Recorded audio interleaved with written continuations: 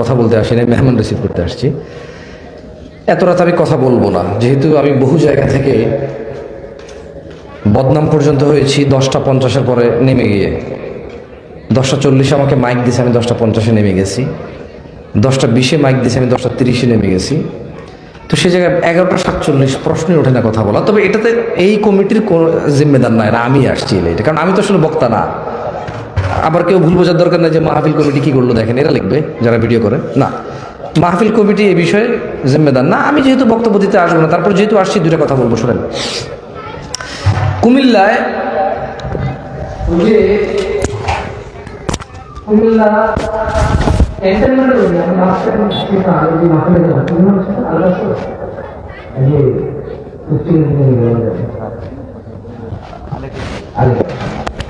ওখানে আমি 10 মিনিট কথা বলেছি।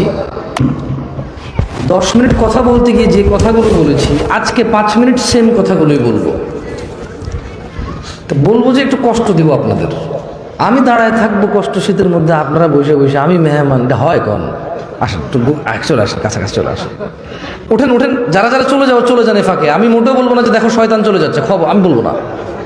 আমি শুনছি এরকম বলে, ও আল্লাহ, আমি দেখতেছি যে বক্তব্য দিচ্ছে, মানুষ হয়তো হাজত প্রয়োজন উঠে যাচ্ছে, বলে যে এটা যেটা যাচ্ছে এটা শয়তান যাচ্ছে। আমি কি কই, আস্তাগফিরুল্লাহ। হইতে পারে তার 1 নাম্বার 2 নাম্বার 3 নাম্বার 6 নাম্বার সমস্যা থাকতে পারে তার।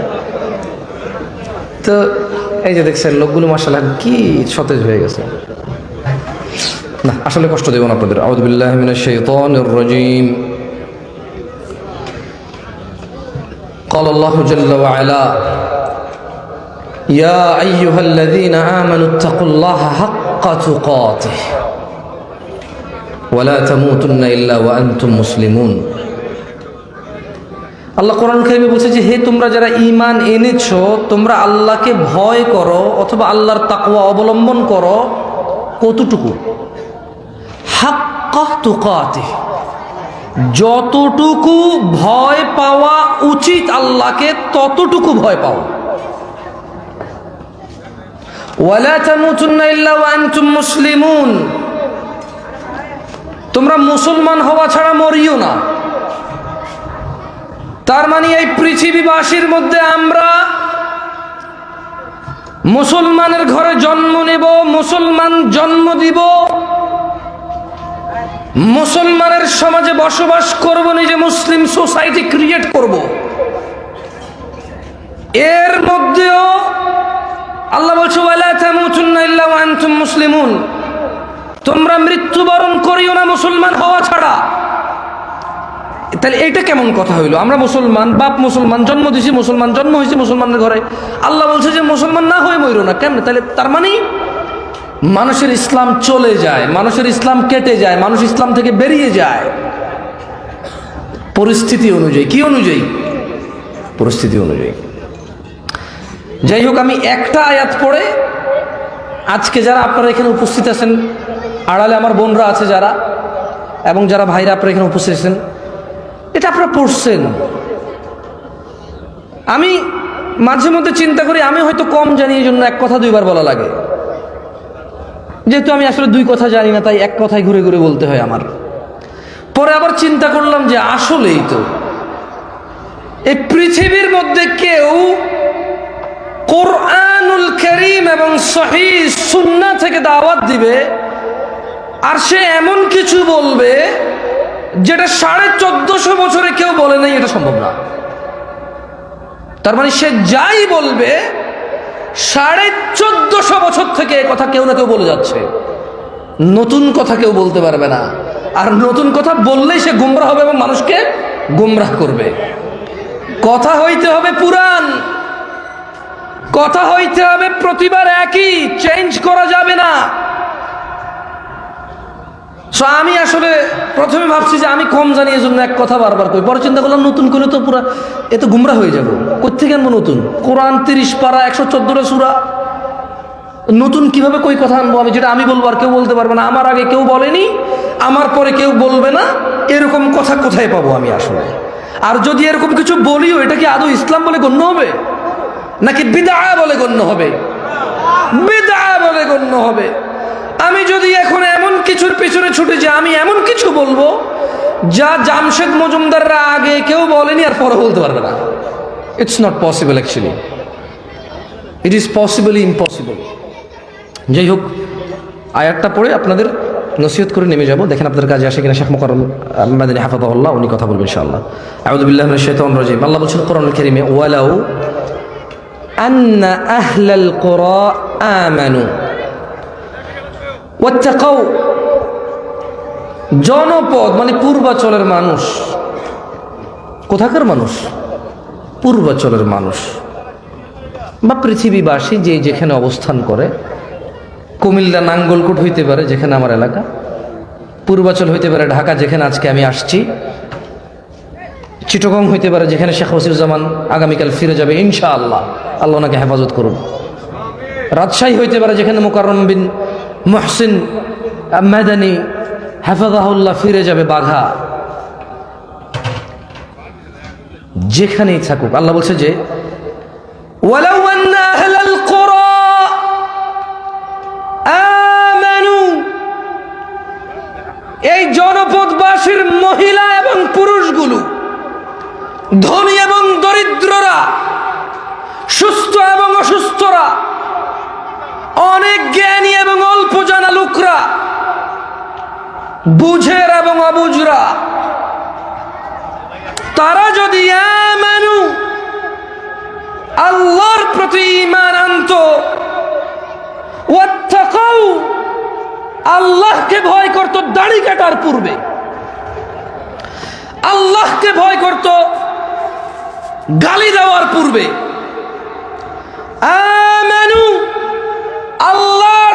আল্লাহর উপর ঈমান আনত, ওয়াত্তাকাউ, বেপরদা হওয়ার আগে যদি আল্লাহকে ভয় করত, সিগারেট খাওয়ার আগে যদি আল্লাহকে ভয় করত, মিথ্যা বলার পূর্বে যদি আল্লাহকে ভয় করত, জিনা করার পূর্বে যদি আল্লাহকে ভয় করত, নেশা করার পূর্বে যদি আল্লাহকে ভয় করত, বাবা মায়ের সাথে অন্যায় অবিচার বাজে আচরণ কঠোর আচরণের পূর্বে যদি আল্লাহকে ভয় করত, ওয়াত্তাকাউ, এই পূর্বাচলবাসী, এই পৃথিবীবাসী, এই জনপদের মানুষগুলো যদি ঈমান আনত, আল্লাহকে ভয় করত, লাফাতাহনা আলাইহিম বারাকাতিন মিনাস সামাই ওয়াল আরদ।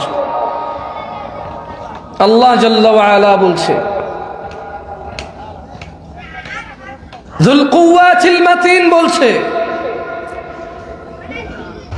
আজিজুল কওয়ি বলতেছেন, হাইয়ুল্লাযী লা ইয়ামুত বলতেছেন, বলছেন যে লাফাতাহনা,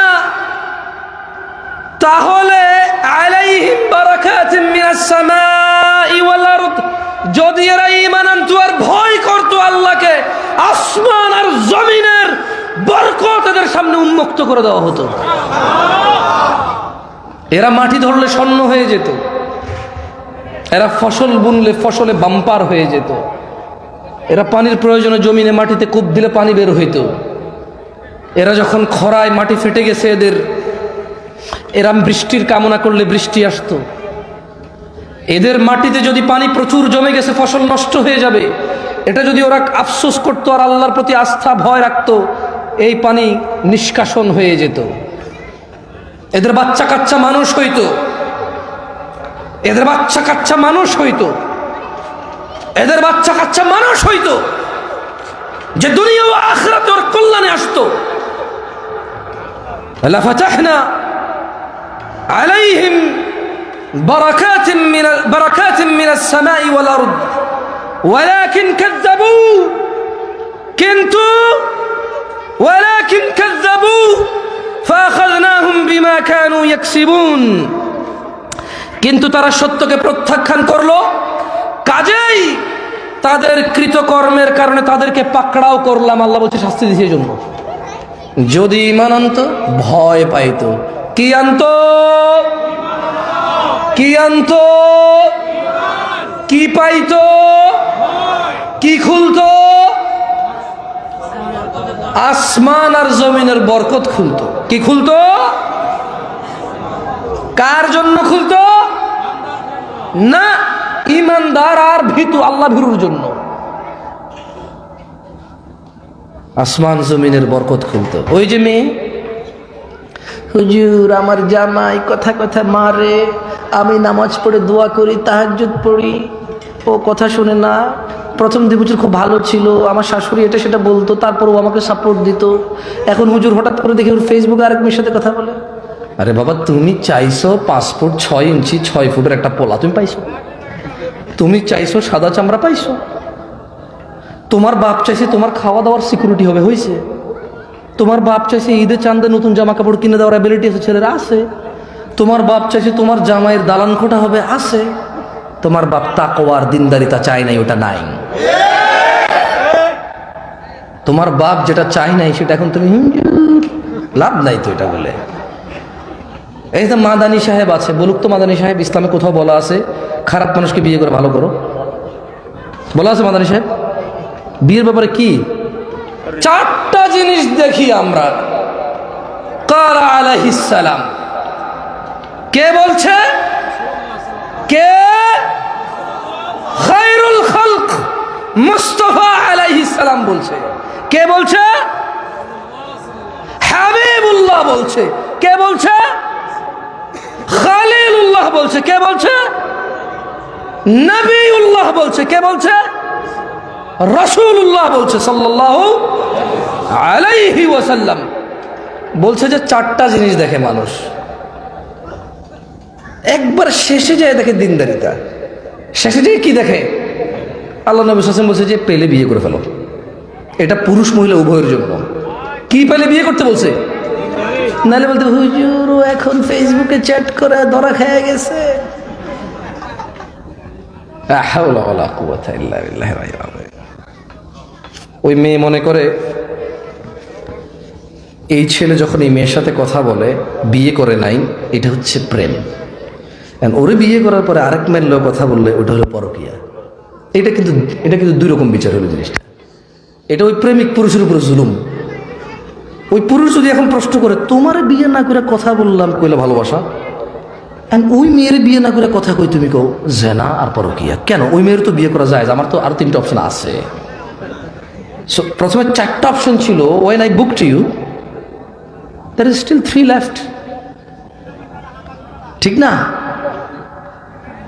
আল্লাহ আমাদেরকে বোঝার তৌফিক দান করুক। যাই হোক, আমি আর বক্তব্য লম্বা করবো না।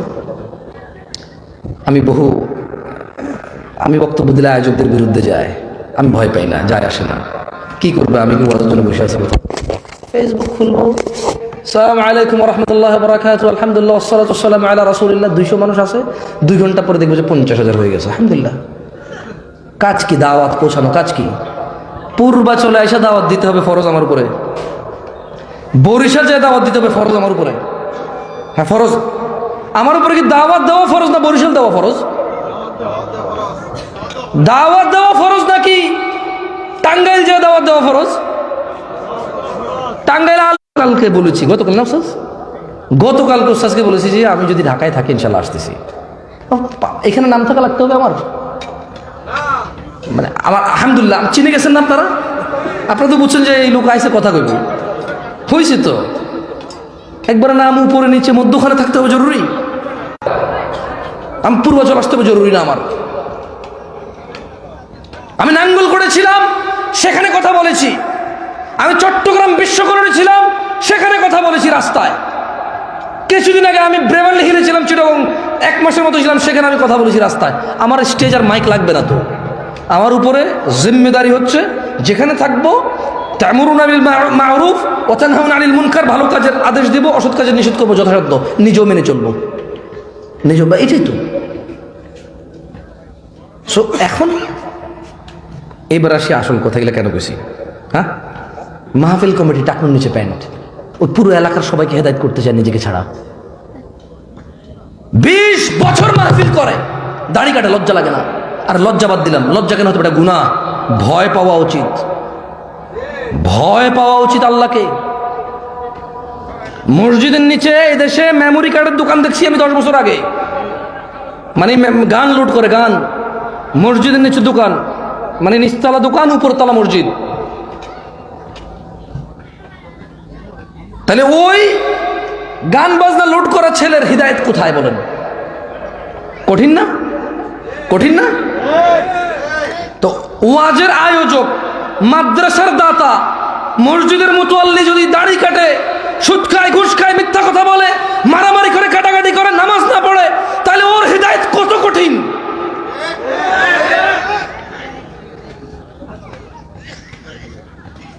অনেক কঠিন না। আমি বলছি না যে আমি হিদায়েত সহজ, আমার আল্লাহ আমাকে হিদায়েত দিক, ওদেরকে ওদিকে আমিন।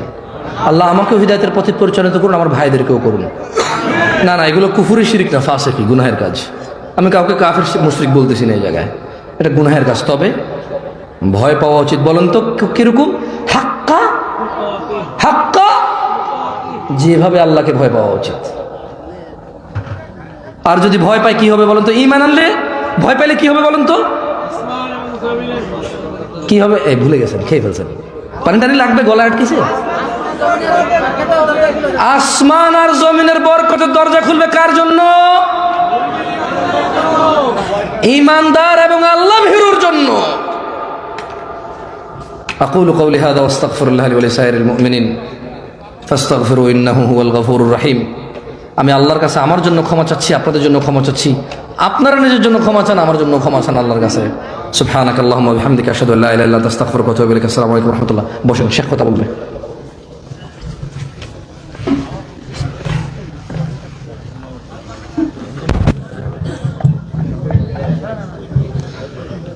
ধন্যবাদ। এই পর্যায়ে আমাদের সামনে আলোচনা নিয়ে আসছেন শেখ মোকাররম বিন মুহসিন মাদানী। এই পর্যায়ে আমাদের সামনে আলোচনা নিয়ে আসছেন শেখ মোকাররম বিন মুহসিন মাদানী। আসসালামু আলাইকুম ওয়া রাহমাতুল্লাহি ওয়া বারাকাতুহু। আলহামদুলিল্লাহ ওয়াসসালাতু ওয়াসসালামু আলা আশরাফিল আমবিয়া ওয়াল মুরসালিন নবিয়িনা মুহাম্মদ ওয়া আলা আলিহি ওয়া সাহবিহি আজমাইন। নবিয়িনা মুহাম্মদ أعوذ بالله من الشيطان الرجيم ويوم يحشر أعداء الله إلى النار فهم يوزعون حتى إذا ما جاءوها شهد عليهم سمعهم وأبصارهم وجلودهم بما كانوا يعملون। সম্মানিত উপস্থিতি, আমরা রাত অনেক গভীর এবং শেষ প্রান্তে চলে এসেছি। কিয়ামতের ময়দান আমাদের জন্য বহুত কঠিন, কিন্তু একটা জিনিস দেখেন, যখন আপনি ঘুমাচ্ছেন আপনার পাশের মানুষ স্বপ্ন দেখতেছে, ও স্বপ্নে অনেক কিছু দেখে, ভয় পায়, ঘেমে যায়, ও দৌড়াচ্ছে, হয়তোবা তাকে বাঘ ভাল্লুক তাড়া করেছে, কোনো সাপে তাড়া করেছে, কিন্তু পাশেই যে বসে আছে সে কিছুই বুঝতে পারতেছে না, অথবা শুয়ে আছে সেও জানে না যে ভয় পাচ্ছে।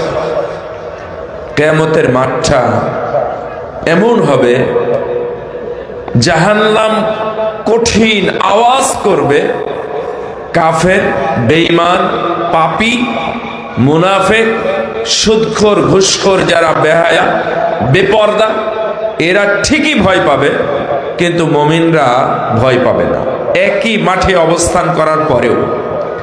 আবার দেখেন, একই মাঠে অবস্থান, সূর্য অর্ধ হাত উপরে থাকবে, এটাও ঠিক, কিন্তু এদের মধ্যে এই সূর্যের তাপ যারা পাপী তাদের লাগবে, আর যারা মুমিন এই সূর্যের তাপ কিছুই করতে পারবে না। সুবহানাল্লাহ। এই কিয়ামতের মাঠটা আমাদের জন্য সহজ হয়, এই ধরনের দুই একটা টিপস আমি আপনাদেরকে দিয়ে শেষ করব। আল্লাহর প্রশংসা আদায় করছি সুন্দর একটি আয়োজনের। আলহামদুলিল্লাহ। দরুদ ও শান্তির ধারা বর্ষিত হোক মুহাম্মদ রাসূলুল্লাহ সাল্লাল্লাহু আলাইহি ওয়াসাল্লামের প্রতি। ভাইরা আমার, কিয়ামতের মাঠে আল্লাহ রাব্বুল আলামিন সব অপরাধীদেরকে এক জায়গায় করবেন। তার মানে সবাইকে নয়, শুধু অপরাধীদেরকে এক জায়গায় করবেন। লাইন ধরে দাঁড় করানো হবে। যারা বেনামাজি, বেরোজাদার, যারা বেপর্দা, যারা জালেম, যারা সুদখোর বা ঘুষখোর, যারা হারামখোর, যারা জালেম, তাদেরকে আলাদা আলাদা লাইনে দাঁড় করানো হবে। আপনি কি এই লাইনে থাকবেন? আপনি কি এই লাইনে থাকবেন? আচ্ছা, আপনারা এতদিন জানেন যে সেদিন হাত, পা, চোখ, কান, অঙ্গ প্রত্যঙ্গ এমনকি চামড়া পর্যন্ত সাক্ষী দিবে না? শোনেন, যাদের চামড়া সাক্ষী দিবে, পক্ষে দিবে না বিপক্ষে দিবে? বিপক্ষে দিবে। যাদের মুখগুলো বন্ধ করা হবে, তারা বিপক্ষে সাক্ষী দেওয়ার জন্য মুখ বন্ধ করা হবে। যাদের মুখ বন্ধ, হাত, কান, চোখ এগুলো যারা সাক্ষী দিবে, তারা সবাই বিপদে পড়বে, একজনও পার পাবে না। তার মানে যারা মুমিন তাদেরকে আল্লাহ মুখ বন্ধ করবেন না। যারা মুমিন তাদের কাছ থেকে, তাদের হাত, পা, চোখ, কান থেকে সাক্ষীও নেবেন না। এমনকি যারা মুমিন, আল্লাহ রাব্বুল আলামিন তাদের জন্য কোনো অডিও, ভিডিও, কোনো পিকচার অথবা ডকুমেন্টারি কোনো কিছুই প্রকাশ করবেন না। সুবহানাল্লাহ। তার মানে এতদিন আপনি যেটা জেনে এসেছিলেন, আমাদের হাত সাক্ষী দিবে, আমাদের পা সাক্ষী দিবে, আমাদের এই চামড়া সাক্ষী দিবে। আরে সাক্ষী দিবে তখনই যখন আপনি অস্বীকার করবেন। তো আপনি মুমিন হয়ে আল্লাহর সামনে আল্লাহর প্রশ্নকে ডিনাই করা, অস্বীকার করা, অথবা আপনি কি মিথ্যা বলে অস্বীকার করবেন নাকি সত্যটা বলবেন? ছোট্ট একটা চিত্র উল্লেখ করি। আল্লাহ দুইজন মানুষকে ডাকবেন। সেই হাদিস আবু দাউদের মধ্যে আসছে। রাসূল সাল্লাল্লাহু আলাইহি সাল্লাম বলছেন, একজন মানুষকে ডাকা হবে, খাতা দেখানো হবে, এটা কার? তখন বলবে যে এটা আমার খাতা না, অথচ তার নাম লেখা আছে। কিরামান কাতিবিন ইয়ালামুনা মা তাফআলুন। আপনারা যা বলতেছেন, করতেছেন, দেখতেছেন, শুনতেছেন, সব অ্যাক্টিভিটিস লিখতেছে কারা? ফেরেশতারা লেখে না? এই ফেরেশতাকে অরিজিনাল খাতা সহ ডাকা হবে, জিজ্ঞেস করা হবে যে ফেরেশতারা যেটা লিখেছে এটাও কি তোমার খাতা না? বলবে যে না, এই খাতা আমার না, কারণ এর ভিতরে পাপগুলো আমার না, নামটা ভুল আছে, পাপী, তাওহীদ ছিল না, এই জন্য এই কথাগুলো বলবে। আল্লাহ তার মুখ বন্ধ করে সব সাক্ষীগুলো নিয়ে নেবেন, এর পরেও অস্বীকার করবে, মুখ খুলে দেওয়ার পরে অস্বীকার করবে। আল্লাহ রাব্বুল আলামিন তখন বলবেন, ওয়া কুল্লা ইনসানিন আলজামনাহু তায়রাহু ফি উনুকি ওয়া নুখরিজু লাহু ইয়াওমাল কিয়ামাতি কিতাবান ইয়ালকাহু মানশুরা।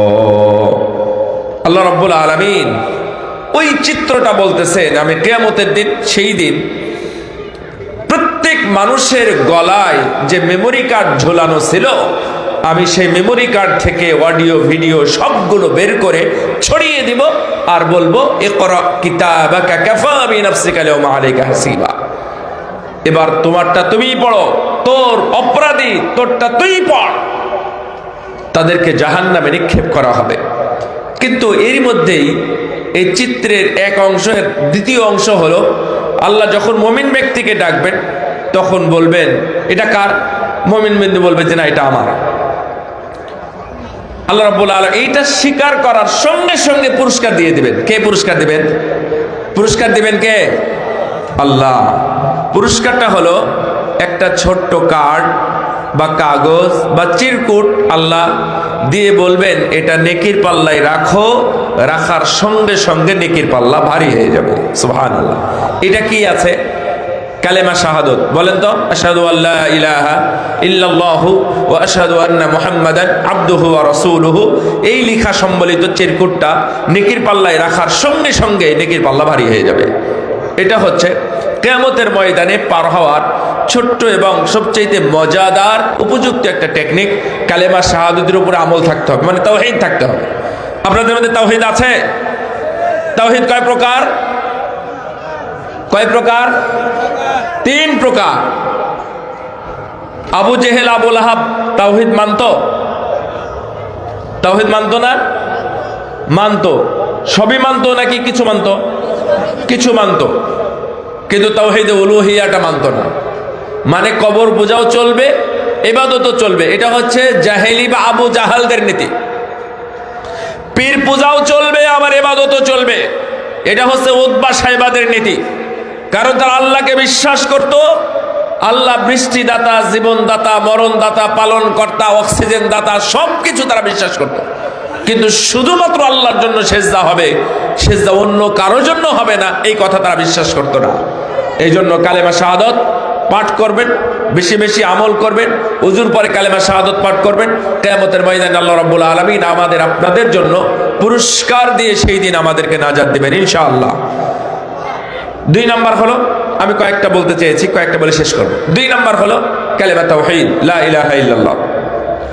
রাসূল সাল্লাল্লাহু আলাইহি ওয়াসাল্লাম আবু হুরায়রাকে বললেন, আবু হুরায়রা, তুমি যে প্রশ্ন আমাকে করলে, এই প্রশ্ন আমাকে কেউ করে নাই, ফার্স্ট টাইম তুমি আমাকে প্রথম প্রশ্ন করলে। আগে শাফাত পাবে কারা, ধন্য কারা হবে? রাসূল সাল্লাল্লাহু আলাইহি ওয়াসাল্লাম বলে দিলেন যে যারা লা ইলাহা ইল্লাল্লাহ মন দিয়ে অন্তর থেকে লা ইলাহা ইল্লাল্লাহ বলবে, তারা আমার আগে আগে শাফাত পাবে। সুবহানাল্লাহ। তাহলে এইটা অভ্যাসে গ্রহণ, অভ্যাস করুন, কিয়ামতের ময়দান যেন আমাদের জন্য কঠিন না হয়। 3 নাম্বার সালাত। সালাতের উপরে আলোচনা তো হয়, আপনারা শুনেন এবং জানেন। সালাতটা হেফাজত করুন। আমি শুধু সালাতের 2টা বলবো, একটা হলো সময় এবং পদ্ধতি। সময়ের ব্যাপারে আমাদের গড়িমসি অনেক আছে, এই গড়িমসি ছেড়ে দিন, আর পদ্ধতিটা ঠিক রাখুন। রাসূল সাল্লাল্লাহু আলাইহি ওয়াসাল্লামের পদ্ধতি ছাড়া এই সালাত দিয়ে আপনি সেদিন পার হতে পারবেন না। এই সালাত আপনাকে পার করবে না। যদি রাসূলের পদ্ধতি ঠিক না থাকে, তাহলে এই সালাত আল্লাহর কাছে গ্রহণযোগ্য হবে না। এই জন্যই সালাতের পদ্ধতিটা ঠিক করুন, সময়টাও ঠিক করুন। জোহরের প্রায় 3 ঘন্টা সময়, 3 ঘন্টা সময়ের মধ্যে প্রথম 1 ঘন্টা 1.5 ঘন্টার মধ্যেও আপনি আদায় করতে পারেন নাই, 1:30টার পরে 2:45, 2:00, 2:30টায় গিয়ে আপনি জোহর আদায় করতেছেন, কতদিন পড়বেন? আর কতদিন গ্রহণযোগ্য হয় সেটা? 1 দিন 2 দিন হতে পারে, 5 দিন হতে পারে। 36 বছর ধরে মেয়েদের বিয়ে হয়েছে, সেই 36 বছর আগে ওই স্বামীর ব্যস্ততার অজুহাতে জোহরের সালাত দেরি হতো, দুপুরে রান্নার অজুহাতে জোহরের সালাত দেরি হতো। আজকে 38 বছর পরেও কিভাবে জোহরের সালাত দেরি হয়? মা বোনেরা, সালাত ঠিক করে নেবেন। সালাতের সময় যখন পুরুষ ফজরে মসজিদে যাবে, ঠিক তখনই আপনাকে উঠতে হবে। যদি আগে না উঠেন, অন্তত ফজরের আজানের সময় উঠতে হবে। ফজরের আজানে উঠে সালাত আদায় করে যদি ঘুমাতে চান তাহলে ঘুমাবেন, যদিও মুমিনদের উচিত না ঘুমানো। কখন ঘুমাতে হয়? কখন ঘুমাতে হয়? ফজরে কেউ যদি ঘুমাতে চায়, সূর্যোদয়ের পরে। মাশাআল্লাহ, এটা জানেন আপনারা, সূর্যোদয়ের পরে ঘুমাতে হয়, তার আগে ঘুমানো উচিত নয়, কারণ তখন উম্মাতের জন্য বারাকা দেওয়া আছে। যাই হোক, আমি বলছিলাম সালাত। 3 নাম্বার হলো সালাত। সালাত যদি ঠিক করেন তাহলে কিয়ামত খুব সুন্দরভাবে পার হবে। 4 নাম্বার, আমাদের ভাই ওয়াসিউজ্জামান উনি বলতেছিলেন, এই 4 নাম্বারটা হলো এটা, কিয়ামতের ময়দানে যদি বোনের হিসাব ঠিক না দিতে পারেন, তাহলে কিয়ামতের ময়দানে আপনি সামনে যেতে পারবেন না। একই মানের হাদিস, মনে রাখবেন। সালাত ঠিক তো সব ঠিক, সর্বপ্রথম হিসাব নেওয়া হবে সালাতের, সর্বপ্রথম হিসাব নেওয়া হবে রক্তের, সর্বপ্রথম হিসাব নেওয়া হবে রক্তের। জমি জায়গা আপনার বংশীয়, ওই যে বলে না, বোন কত টাকার মালিক হলে আপনাকে এমনিতে দিবে? যদি 2-4 হাজার কোটি টাকার মালিক হয়, তারপরেও কি কোনো ধনী আপনাকে পকেট থেকে বের করে 1 কোটি টাকা আপনার হাতে এমনিতে দেয়? তাহলে বোন আপনাকে কেন দেয়? বুঝেন না এটা? এই হিসাব যদি ঠিক না করেন, আর এটা বোনের হিসাব ফ্রি দিলেও নেওয়া যাবে না, এটা মনে রাখবেন মাথা, একবারে ফ্রি দিলেও নেওয়া যাবে না। বোন যদি আপনাকে বলে যে ভাই আমার জমি আছে ওখানে 3 বিঘা, আমি তোমাকে ফ্রি দিয়ে দিলাম, বাবার সম্পত্তি আমি নিব না, ভাই নিতে পারবেন না, ওটা আপনার জন্য জায়েজ না। হ্যাঁ, আপনি যদি ভিক্ষুক হন আর আপনার বোন যদি রাজা বাদশাহ হয়ে যায়, তাহলে উনি দিলে নিবেন, তবে ওইটা নয়, অন্যটা দিবেন। তো বোন দিবে, ঠিক আছে, তাহলে আপনার বাড়ি থেকে আপনার স্বামীর সম্পদ, তোমার স্বামীর সম্পদ আছে সেটা দাও, সেটা আমি নিব। তোমার সম্পদ আমার জন্য নেওয়া বৈধ নয়, রক্তের হিসাব করতে হবে। 4 নাম্বার। 5 নাম্বার, বন্ধু ভালো গ্রহণ করতে হবে। কোরআনে এবং কোরআনে অনেক আয়াত আছে, হাদিসের মধ্যে অনেকগুলো হাদিস আসছে যে ভালো বন্ধু থাকলে কিয়ামতের দিন সোজা সুন্দরভাবে পার হওয়া যায়। সেজন্য ভালো বন্ধু গ্রহণ করেন। আমাদের যে বন্ধুগুলো সব টাকাওয়ালা পয়সাওয়ালা, কেউ সুদখোর, কেউ ঘুষখোর, কেউ বেনামাজি, কেউ বেরোজাদার, কেউ বেহায়া, কেউ নোংরা, কেউ নষ্টা, কেউ বেপর্দা। এই বেপর্দাদের সাথে এবং বিলবোর্ডে যে সুন্দরী নষ্টা মেয়েদের ছবি থাকে, এদের সাথে আমাদের বন্ধুত্ব এবং ভালোবাসা। 4 ধরনের মানুষের সাথে ভালোবাসা করা যায় না, মনে রাখবেন। যারা সৌন্দর্যের জন্য বন্ধুত্ব করে, টাকা পয়সার কারণে বন্ধুত্ব করে, বংশের কারণে বন্ধুত্ব করে, আর 4 নাম্বার হলো পদ বা পদবীর কারণে যারা বন্ধুত্ব করে, এই বন্ধুত্ব কোনোটাই চলবে না। শুধু আল্লাহর জন্য বন্ধুত্ব হতে হবে। এই বন্ধুত্ব যদি, এবং এখানে একটা মজার খবর আছে, এই খবরটা মানে এ ধরনের অনুষ্ঠান আয়োজন করে জানানো উচিত। আমাদের সবার মুখস্থ আছে, কিয়ামতের ময়দানে কি হবে না, কেউ কারো সাহায্যকারী হবে না। হবে? এটা নতুন ভাবে আপনারা জানবেন, কিয়ামতের ময়দানে সাহায্যকারী থাকবে, বন্ধুত্ব টিকে থাকবে। ওই বন্ধুত্ব যেটা তাকওয়ার উপরে বন্ধুত্ব হয়েছিল। এটা আল্লাহ আমাদের সুসংবাদ দিয়েছেন। আল্লাহ খিল্লাউ ইয়াউমাইদিন বা'দুহুম লিবা'দিন আদুন ইল্লাল মুত্তাকিন। যদি আপনার বন্ধুত্ব তাকওয়ার উপরে হয়, ইসলামের কারণে হয়, আল্লাহকে ভালোবাসার জন্য হয়, তাহলে এই বন্ধুত্বটা দুনিয়াতে নয়, আপনাকে কিয়ামতের ময়দান, হাসর এবং জান্নাতের মধ্যেও দেখবেন আপনারা এই বন্ধুত্বের কারণে একত্রিত হয়ে গেছেন। সুবহানাল্লাহ। এবং এর উপরে সব মুফাসসিরগণ সুন্দর সুন্দর হাদিসগুলো এক জায়গায় জমা করেছেন। তিরমিজিতে হাদিসও আসছে যে বন্ধু বন্ধুর জন্য সুপারিশ করবে। বাপ না করুক, ভাই না করুক, মা না করুক, বন্ধুত্ব যদি হয় তাহলে আপনি পাবেন। যাই হোক, লাস্ট 6 নাম্বার, কোনো দিনই কোনোভাবেই বেদাত করা যাবে না। কিয়ামত হারানোর মানে একটা বড় একটা মাধ্যম হলো বেদাত করা। এই বেদাত, আলেমরা যদি কোনো কাজে, কোনো ক্ষেত্রে যদি বেদাত বলে থাকে, এই কাজ থেকে বিরত থাকবেন। যদিও ভালো হয়, যদিও সুন্দর লাগে, যদিও আপনার কাছে মহাব্বতের, যদিও মিষ্টি, যাই হোক না কেন, বেদাত কোনোভাবেই করবেন না। কারণ রাসূল সাল্লাল্লাহু আলাইহি ওয়াসাল্লাম বলছেন, ইন্নী ফারাতুকুম আলাল হাউদ, আমি হাউজে কাউসারের নিকটে তোমাদের আগে আগে যাব। শোনো, তোমরা আমাকে পাবা না বিচারের ফায়সালার কাছে, মিজানের পাল্লাতে পাবা না, পুলসিরাতের কাছে পাবা না, আল্লাহর আরশের কাছে পাবা না, আরশের পায়ার নিকটেও পাবা না। আনাস, তুমি যদি আমাকে খুঁজো, যদি পেতে চাও, তাহলে আমার সাথে তোমাদের সর্বপ্রথম সাক্ষাৎ হবে হাউজে কাউসারের নিকটে। সুবহানাল্লাহ। আপনারা সাক্ষাৎ চান না?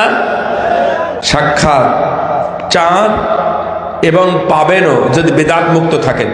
আল্লাহ নবী বলছেন, আমি এই দুধের চাইতেও বেশি সাদা এবং মধুর চাইতেও বেশি মিষ্টি এই পানি পান করানোর দায়িত্ব একচ্ছত্র মালিকানা পেয়ে যাব আমি। সুবহানাল্লাহ।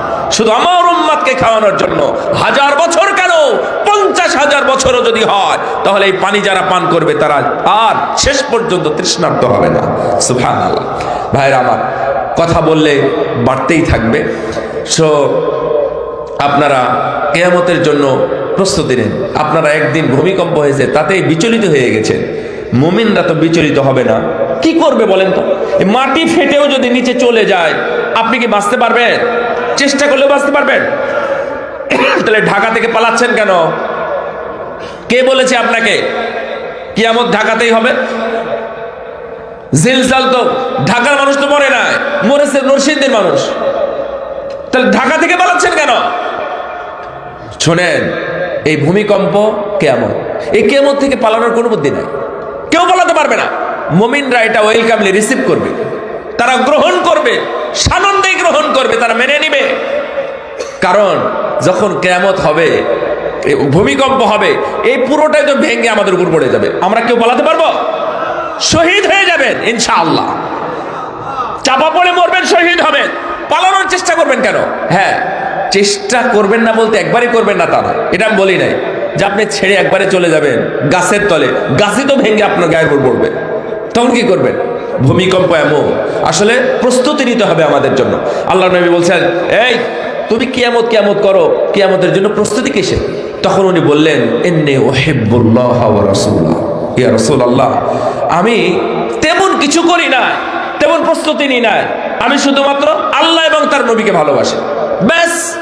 আল্লাহ নবী বললেন, আনতা মা মান আহবাবতা, তাহলে তুমি ভালোবাসো আল্লাহ এবং তার নবীকে, কিয়ামতের দিন তুমি তাদের সাথেই পাবে ইনশাআল্লাহ।